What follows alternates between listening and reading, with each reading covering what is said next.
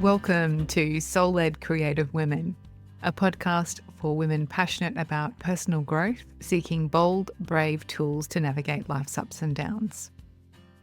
So today I have Ronika Merl with me.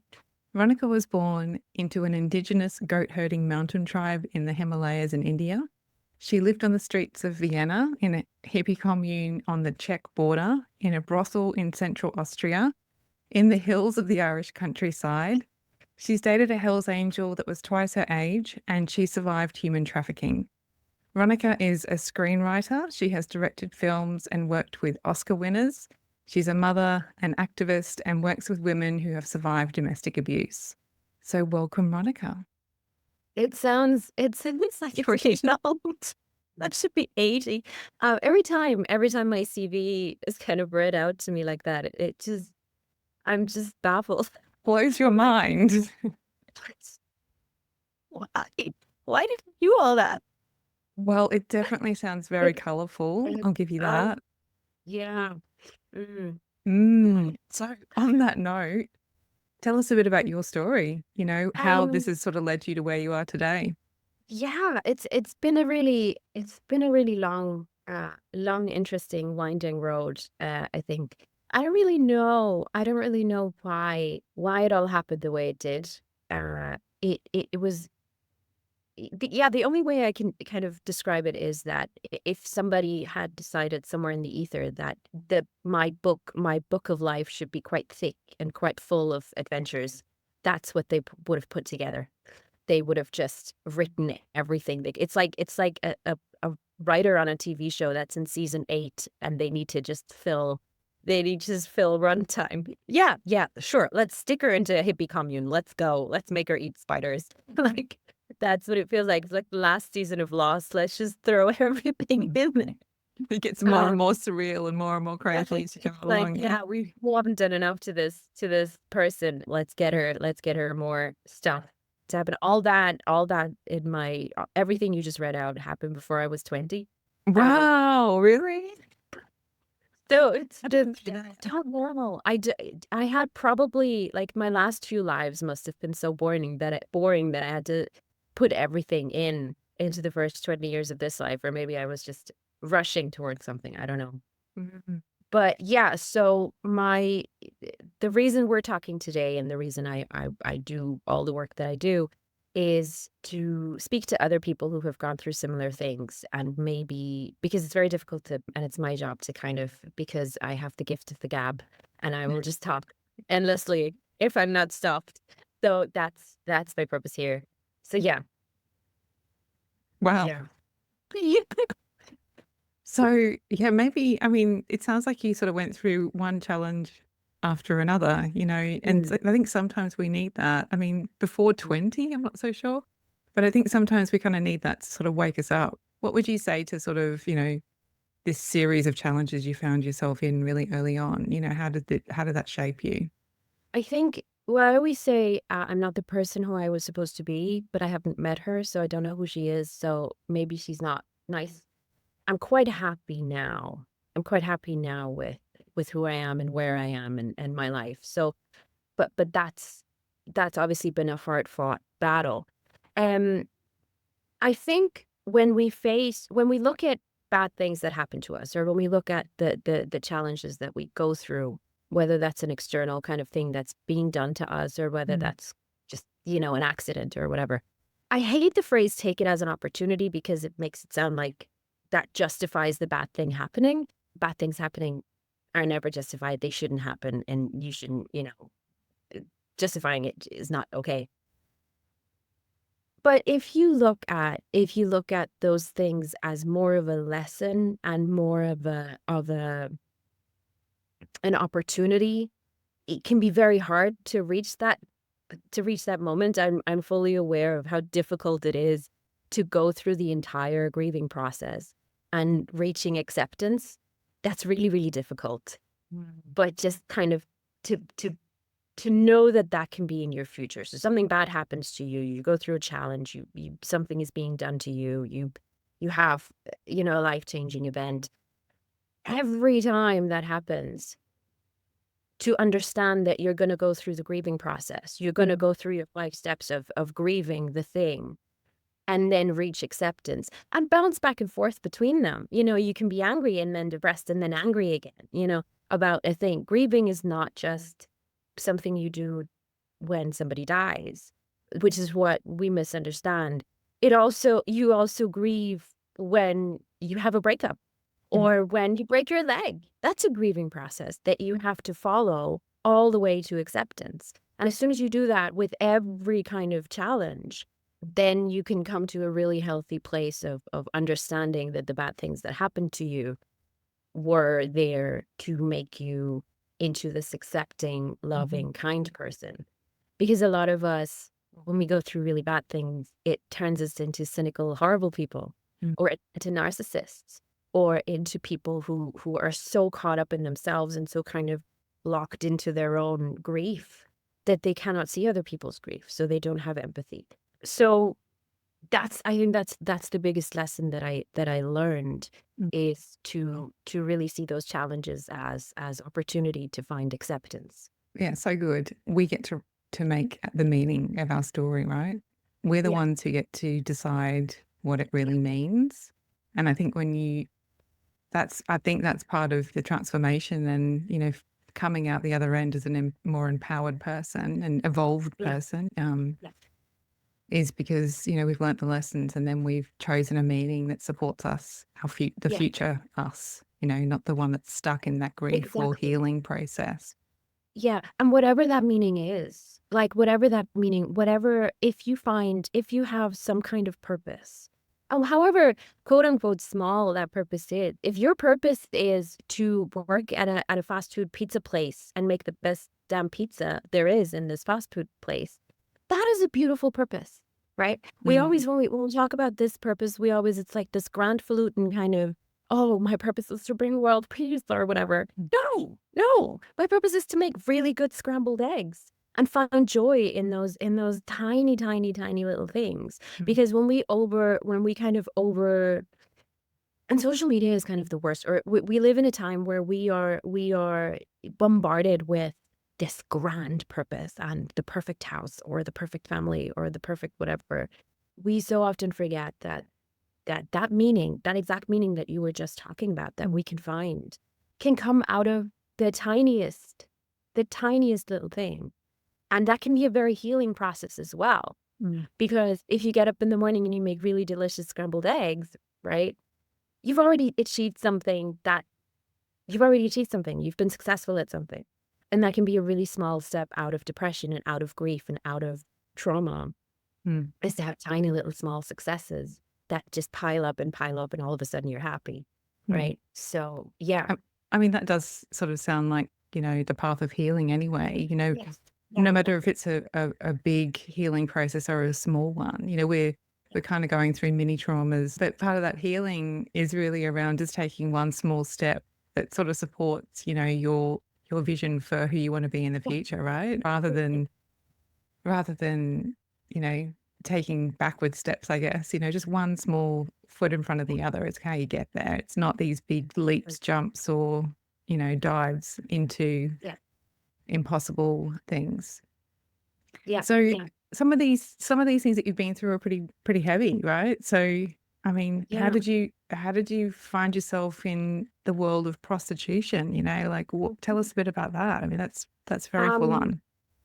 yeah. So I'm gonna give all the kind of trigger warnings that could possibly be given. I'm gonna keep it light, but so my parents sexually abused me at a very, very young age. My mother especially, which is always, that's something that I don't think gets talked about enough, and never kind of, or not never, but isn't really talked about a lot and addressed a lot, especially not in media, where the mother is the perpetrator. So that kind of created in me this understanding that my body wasn't my own. My body was there for sexual use, essentially, for other people, and that I really didn't have a right to my own body in the first place.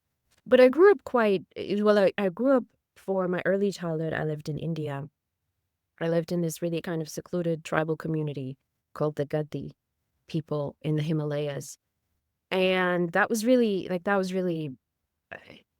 kind of like a 15th century childhood where we didn't really have electricity. We had no running water. There was no plumbing. We, herded goats.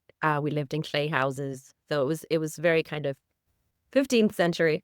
And then I lived in Austria, and I had a very comfortable, very rich upbringing. I mean, we had a vineyard and horses, several houses.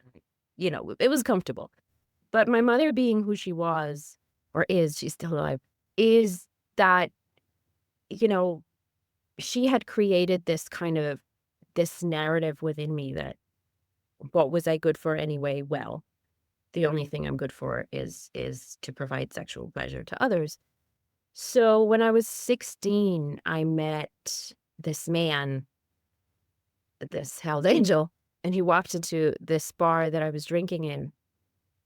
And I cannot tell you the reason why I volunteered to work with him, but it was definitely a voluntary thing. He did not.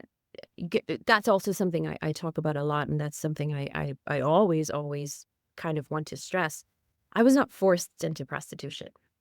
I walked into prostitution voluntarily at the age of 16.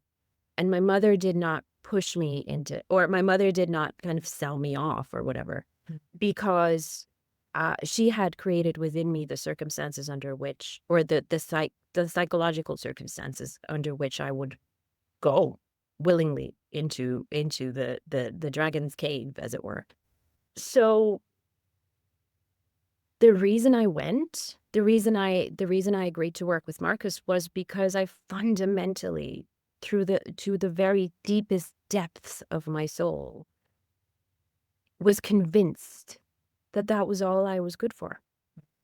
And looking back, that's so heartbreaking. That's such a heartbreaking thing to see my 16-year-old self convinced that that was all I could ever be, that that was all I should ever aspire to, right?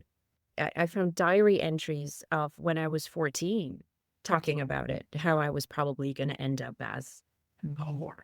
So, I put myself in dangerous situations as a teenager all the time. I was, sexually assaulted all the time because I put myself into that situation. I don't want to say that makes it sound like I'm victim blaming. I'm not victim blaming myself here, but I really did. I was convinced. I had such low self-esteem. I didn't even have, low self-esteem doesn't even cut it. I didn't even know that there was any self to exist. But at 16, that's such a young age, really. Yeah. A very formative age. The fact that you even found yourself in front of that type of character is unusual, I would say, for a lot of 16-year-olds. So you've obviously just made choices, but it's what you were kind of around or presented with. You know what I mean? So that's exactly it. I had spent my teenage years kind of, that hippie commune I lived in when I was 15. I left one summer's morning and didn't come back until school started again, and my mother never even asked where I had been all summer. The only thing that really kind of kept me in check was school. So I was in school. I finished high school while I was working in a brothel. So I studied for my final exams in high school while sitting in a brothel. And I think if I didn't have that, if I didn't have my education, if I didn't have this kind of thirst for education, I wasn't good at school. My Latin teacher would tell you that there was no thirst there at all for knowledge. But I did have that kind of tiny little glimmer of hope that I did want to have a good education, and I did get that. you probably felt a lot more normal as well. A normal part of you was able to be reflected through the learning and the education. Yeah. And my teachers were amazing. My teachers were I'm still in touch with my English teacher, who was just the most wonderful person. He was an amazing kind of mentor and really helped me and guided me. And years later, I got back in touch with him and I told him all the things that were going on. I just emailed him this really long paragraph of I'm so grateful to you for being there. And this is what was going on, in my life at the time. And he wrote me back, and he was just heartbroken because he knew that something was wrong with me, but he couldn't quite put his finger on why I was such a weird little girl. But he came back to me years later saying his heart is broken, and if he could go back, he would save me. Yeah. Um, so there were people in my life who were absolutely wonderful to me. And it wasn't like I don't want people to misunderstand that I was, drugged and beaten and thrown into the back of a van. I never was. It was very, I was beaten, I was sexually assaulted, I was raped, but I wasn't, there are layers to this that definitely I don't want to say I was one of the lucky ones. I definitely wasn't lucky, but it could have been a lot worse, which doesn't Mm. excuse all the things that happened. But, Mm. yeah, Yeah. So you were making choices that put you in that situation to then, be yeah, abused on the other side, really, in reality, yeah, which yeah, is, it's a hard truth. So what do you wish that society, because this is one of those hidden things, it's yeah, obviously happening and right under our noses, in terms of yeah. mainstream society. What do you wish that society knew about this world, prostitution and human trafficking and all of that? What do you wish they I knew? I think the most or the thing that I always talk about is that if you looked at me, like when I finished school, I went into law school. So I was in law school discussing the Magna Carta with my professor during the day, and you know being in a brothel at night, getting beaten up, or dancing on a pole, and crying my eyes out every morning on the train. But if you had seen me walking the corridors in law school, Mm. you wouldn't have known that that was what was going on. You wouldn't have guessed that there existed a whole other side. And when we talk about this kind of world, we always assume that it is the only way, a young girl of 18, 19, who's a law student, could ever end up in that world, is if you uh, kidnap her and drug her and put her in the back of a van and, bring her somewhere to Eastern Europe and tie her to a wall or something, which is horrendous. And this happens. Of course, it does happen. That is the other side.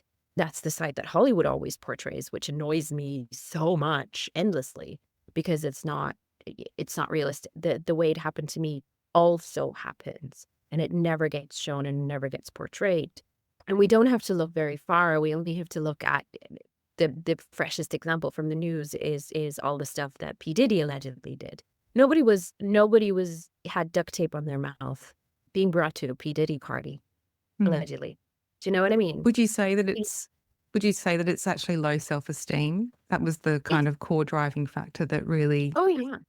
Yeah. put you in that situation and made you so vulnerable because you just had such low self-esteem? Yeah. It was a complete lack of understanding that I was a human being. I didn't believe that I was human at all. I Mm. didn't really believe that I had any worth whatsoever. And those things came from within.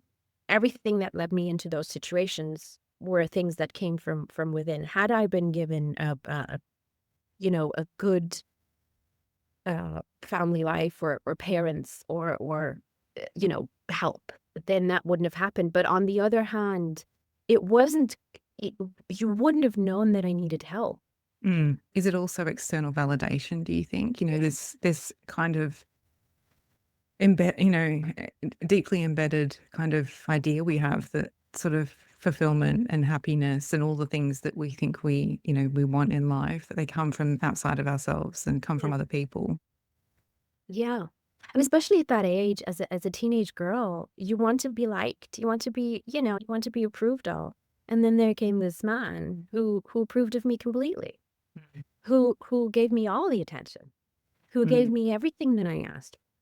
And And there's he a wasn't grooming very element much. to that, right? There's a Yeah, grooming element to it. of And course, he yeah. was 34 years old. you know, Mm. so, mm, you know, so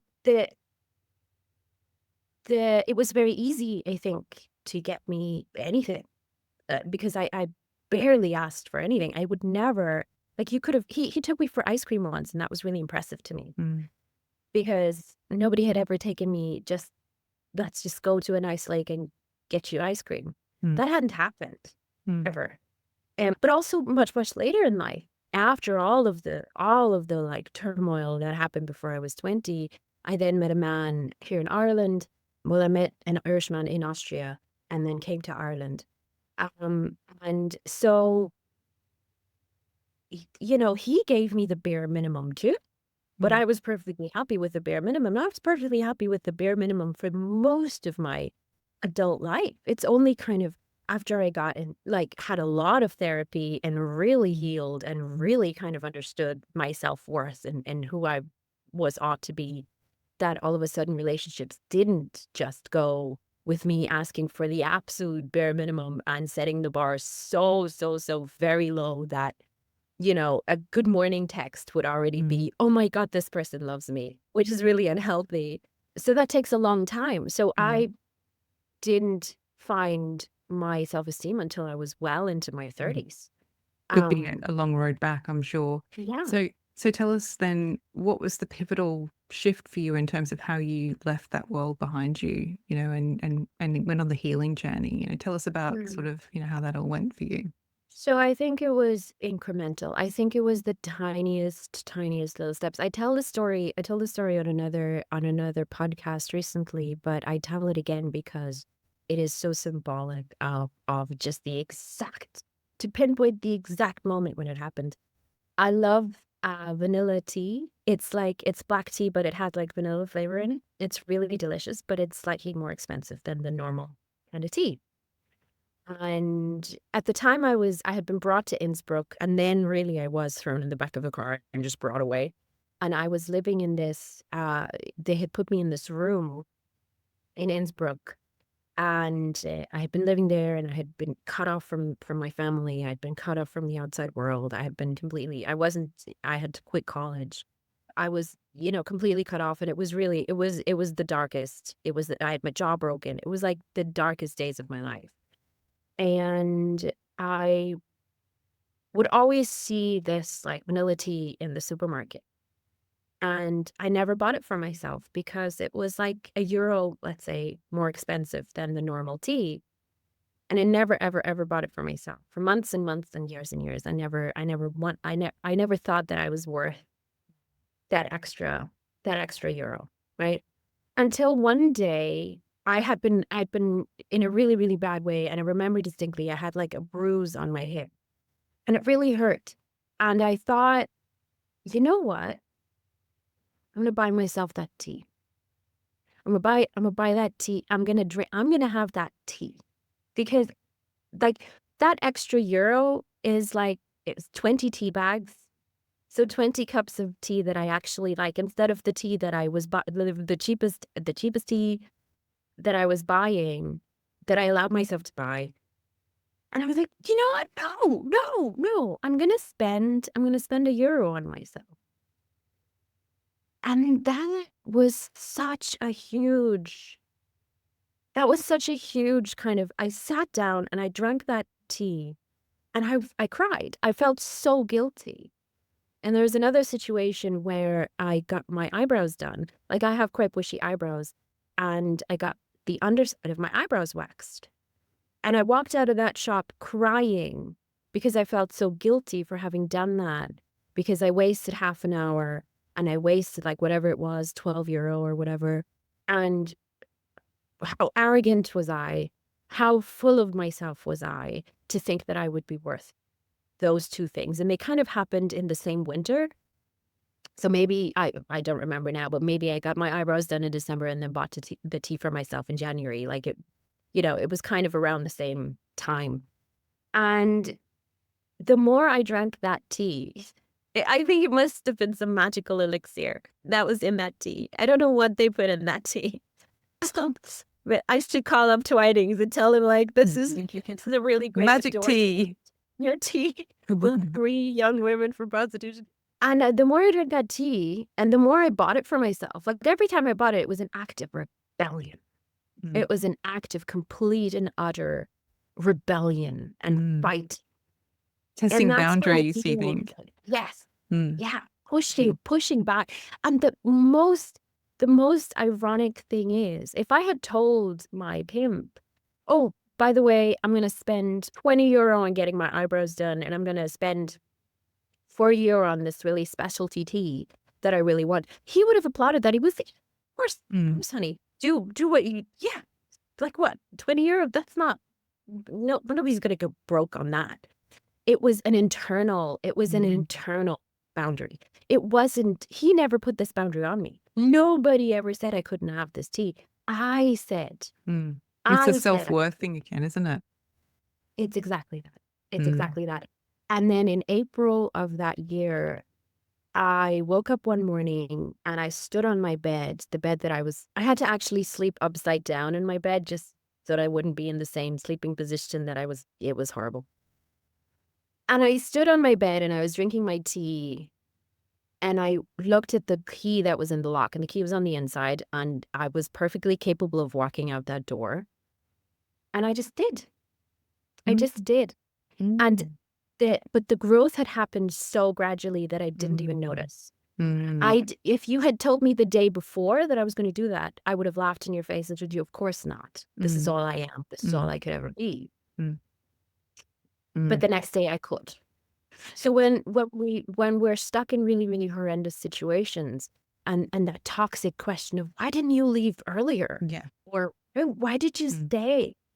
Because you can't. You cannot. You can't leave. Don't you think it's a little bit about building up the strength? You know, it is internal, right? And it's actually like getting brave enough to actually do it. And there's another element to it as well, is like, okay, well, you might make some people unhappy by doing it. So you're going to have to be strong enough to be able to hold your shape and to really sort of stand in your truth with it and know that it's the right thing to do, because you can't have people, you know, basically making you go back on your, you know, your own word or something, you know. The struggle afterwards was really, really difficult for months and months and months. But because I had taken that kind of long run up to the moment, exactly like you said, there was that inner core strength. But it's so incremental. It happens in such tiny, tiny, tiny little ways that we really don't notice. Especially when we're not actively working on it. Like I wasn't in therapy. I wasn't actively trying to heal myself or fix myself or anything. It just kind of healed itself like I think the human does. it's actually part of, you know, a more spiritual experience. You know, it's a kind of like a soul experience. You know, it's your soul guiding you, basically telling you, you know, this is not good for you and you need to remove yourself from the situation. Yeah, that's exactly it. Yeah. So powerful. So getting a bit lighter then, Ronika, tell us about how art and creativity have really played a part in your healing journey, because I know that it definitely has. Yes. Oh my God, it has. I think writing is such a powerful tool for self-healing. The stories I tell are always kind of centered around people who are on that exact very incremental healing journey that they don't even notice until it's too late. Oh, you know, I've been healing and now I'm healed. And all the kind of difficulties that come with being a human being. So writing is this really incredible tool for self-discovery and self-healing, and a really powerful journey towards that acceptance we were talking about earlier. So I don't think I would be where I am had I not been a writer. If education and schooling kind of saved my teenage years, my adulthood has definitely been saved by being a writer and being creative and working every day on it's kind of you externalize your inner world when you create something. You put it out onto a canvas or onto a page or into an instrument, or into a dance, or into a rhythm, or whatever your art form expression should be. And it's that externalization and that taking your deep grief and the pain and the hurt that you feel inside and putting it outside yourself and then experiencing it again. It's just that beautiful filter that makes the pain less kind of Mm. acute and less hurtful. So I started writing. I'd always been a writer. I'd always written. I was always writing, from when I was a child. But I kind of started taking it more seriously in my late 20s. I'd had my children by then. And I think I was growing up. I think that's the only thing that really got me started. I started at 27, so I was a proper adult. I had two kids and an adult brain all of a sudden. So all of a sudden I was like, oh, I was going to be a writer, wasn't I? I should probably get started. And I was working at a really nice, comfortable job at Microsoft, and I had my white picket fence and my two Mm. kids and my quasi husband, and I was like, oh, this isn't the plan. I wasn't supposed to work at Microsoft. I was supposed to be a writer. So I started writing. And it gave me such a backbone again. It was like the Mhm. vanilla tea all over again. It gave me such a backbone that I realized that the man I was with was absolutely not right for me. He's a great dad. He's a fantastic dad, but Mm. we shouldn't have been making, we should not have been together. But I realized who I wanted to be. Do you Who think I that really wanted. the writing really helped you figure out who you really are, so that then Yeah. you could kind of line up everything else in your life to support that? Yeah. Yeah. So Oh, the 100%. yeah. 100%. I think, yeah, the starting to take it seriously and starting to take myself seriously and not just again dismiss myself Mm. and tell myself, oh, this is just your little hobby. Don't Mm. don't be so full of yourself thinking that Mm. you could be something.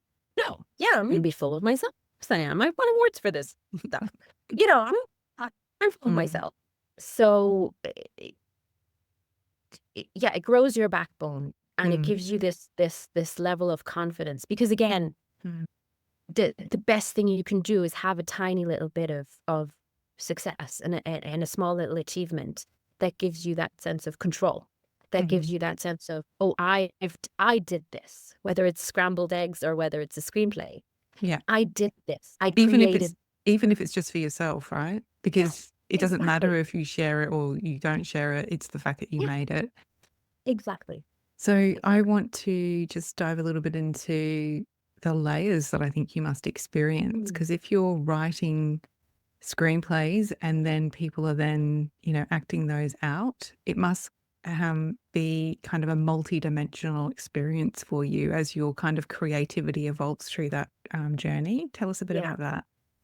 Film is such a wonderful medium because it can never just be your product at the Mm. end. It's Mhm. always put through a filter of a million other people. It's always going to be put through the director's filter if you're not directing yourself. The actors, the composer who writes the score that underlines it. Yeah, sure. The editor, the color grader who puts the color on. There's a million steps for a screenplay that you put together to then be made into a film. Mm. And some people are really, really afraid of those filters and they want to have control. I love that I don't have Mhm. control. Mm. If I'm not directing a piece or a script, I don't really care. I don't really care whether it comes out anything close to what I had originally intended, because I know and I respect that the artists that put their heart and Mhm. soul into it after Mm. me have just as much creativity, have just as Mm. much of a story, have just as much of an input. And what an honor. Yeah. What a tremendous honor it is for me to have inspired other people to create art, Yeah, and to right? witness it. Art's Yeah. incredible. It's like a composer seeing an entire orchestra playing their piece, It must it's not also their piece. feed your ideas and feed your Mm, curiosity creatively as well, because they absolutely. must take it to places that you hadn't thought of before, and so then that Yeah. empowers kind of a new take on a similar, type of writing experience for you. So, Yeah. mm. Exactly. I mean, the funniest thing happened to me. I shot a TV pilot in London last year, 2 years ago. And one of the actors, he was only supposed to play like he's slightly kind of manic, but he was stalking this woman. And for me, when I wrote it, it was just that he was obsessed with this woman and he was stalking her. And she kind of, they used to be friends and now they're not. And I thought it was quite a toxic thing. That's how I wrote it. That's how I intended it. It was always supposed to be toxic. And then we went through first rehearsal, and the two of them came to me, and there was, this is actually, I mean, the fact that he loves her so much. And I'm like, what? Where is that on the page? That didn't happen. Where does he? Yeah, and she loves him too. What? No, I don't. But they played it in this really kind of almost sweet way where they both were grieving the fact that they couldn't be friends anymore because they had both taken different life paths. That was all of a sudden that was there in rehearsal. And I hadn't intended that at all. But it was beautiful. It was gorgeous. And it worked perfectly. And I embraced that. And yes, exactly like you said, it fueled their creativity and gave them that freedom to express something or to find something in the story that wasn't there before, which is amazing. That's fantastic. Yeah, benefits everybody. Yeah. So how significant do you think then that creative expression is for living an empowered and fulfilling life? Oh, I don't think I personally could fulfill anything if I didn't have some form of creative expression. I had took a big pause over the summer. I'd written this really, really big commission in the spring. I had adapted a novel, and then I was just creatively empty with regards to writing. So I started painting again and filled my entire room with dozens and dozens of canvases and just painted for the whole summer, which was a new avenue and a kind of new muscle that I had to learn. But it was the same thing. It was a creative expression of something that I couldn't quite put my finger on, but that needed an out, that needed to come out somehow, that needed to be expressed somehow. So it's, for me, just for me personally, I don't think it would be possible. If you put me at the bottom of a well, I would chisel something into the rock, I think. It is just not possible for me to not create something or tell a story or paint something or do embroidery or whatever it may be. There are people, of course, who don't have those kind of creative influences, and that's fine too. But for me, it's like breathing. I think you couldn't take it away from me. I mean, and like you said, it can take on many, many forms, right? So it's not just, what people think of creativity either. It can be living a more creative, inspired life where you kind of choose the scenic route more often than the efficient, productive route, if you know what I mean. Yeah. And actually, a lot of, like, I work with somebody who works in IT, and they actually when they hire IT professionals who are supposed to be like very mathematical and very kind of strict to thing, they always ask, okay, but do you play an instrument? Do you do art?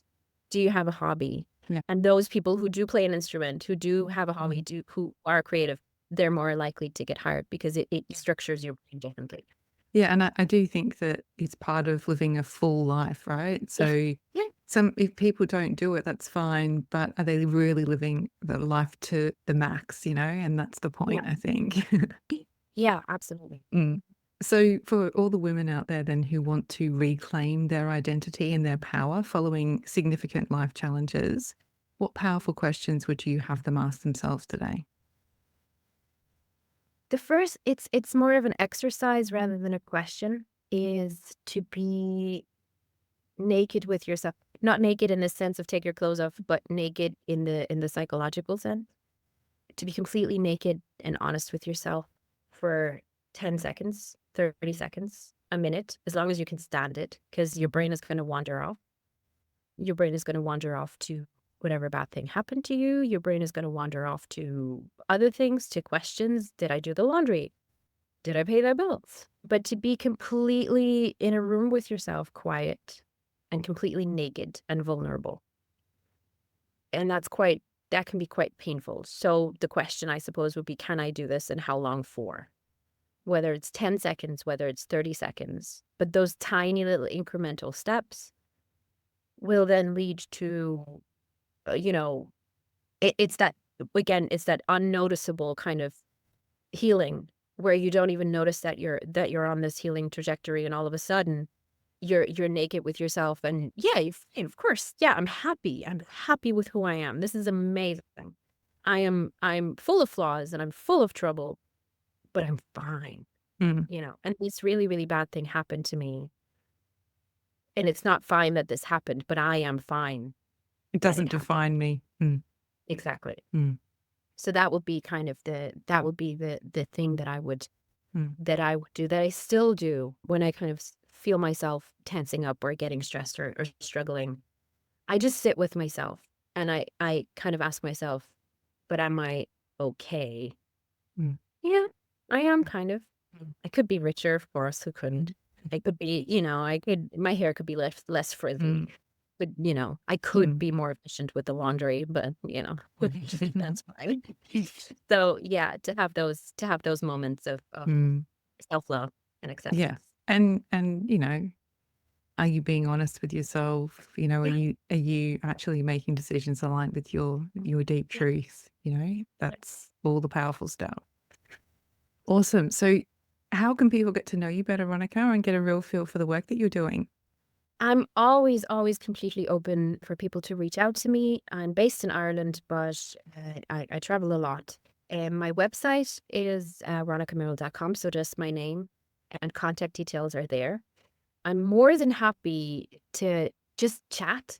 Really, if anybody feels like, oh, I've gone through this really horrendous thing and I just need someone to talk to, I'm there. I really am. If somebody's struggling with a story that they want to write and they can't quite figure out how to do that, that's also something I do. I've done that for many people in the past. Um, I have books still that are to be purchased. I have a new one coming out actually in April called Lake's End. So if anybody wants to kind of stay in tune for that. So yeah, I'm very accessible. Yeah. Excellent. Thank you so much for coming and chatting to Thank me today, you. Ronika. I loved our Thank you conversation. so much. Thank you so much for having me on. It was great. Hey, Sam here. Thanks so much for listening to the end. If you'd like to keep the conversation going, I would absolutely love to hear from you. Join my free soul-led creative community and gain access to free guides and resources, plus exclusive events and workshops, all from within the members area. This is your chance to connect with me and other like-minded souls. Please head to samhorton.co/community. Take care.